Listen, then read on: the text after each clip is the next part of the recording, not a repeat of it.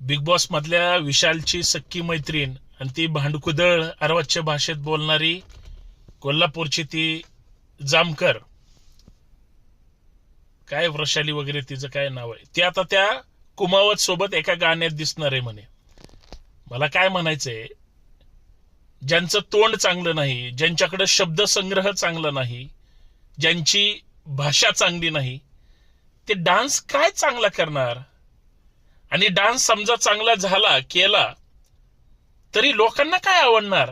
म्हणजे ज्या मुलीनं तोंड उघडल्यानंतर फक्त बडबड बडबड बडबड करायची, काहीतरी अर्वाच्य भाषेत बोलायची, त्यांच्याकडून आता चांगल्या डान्सची किंवा त्या गाण्याची अपेक्षा करणं म्हणजे महाराष्ट्रातल्या बिग बॉस प्रेमींना वेड्यात काढण्यासारखं आहे की नाही?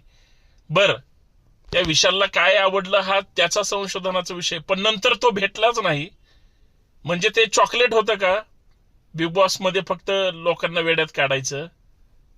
माझं मत खरं आहे की खोट आहे तुम्ही सांगा.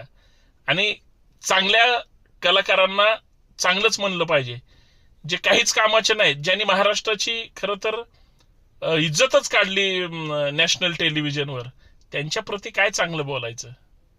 मी बिग बॉस प्रेमी आहे म्हणून माझं हे स्पष्ट मत आहे.